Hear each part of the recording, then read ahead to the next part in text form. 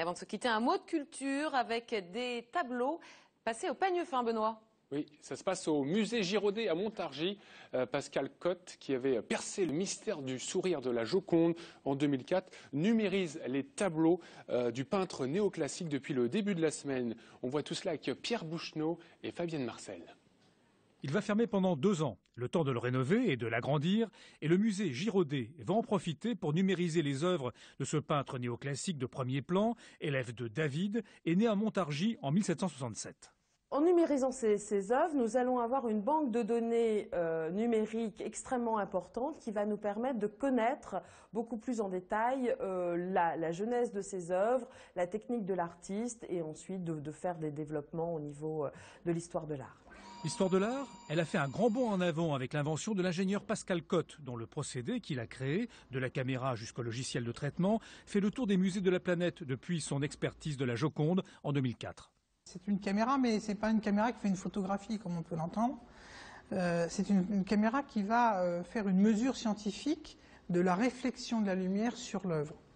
Et ce parce qu'on utilise une propriété de la lumière, une propriété physique, optique de la lumière, qui est que la lumière va, en fonction de la longueur d'onde, va pénétrer plus ou moins profondément dans la couche picturale. Et grâce à des traitements logiciels, on va pouvoir reconstituer toute la chronologie de la construction de la peinture.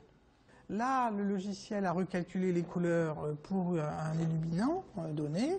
On va aussi en voir la lumière rasante. Ça permet de voir les coups de brosse en surface. Si je reviens aux couleurs originales, ça fait ça. Et en lumière rasante, ça donne ça.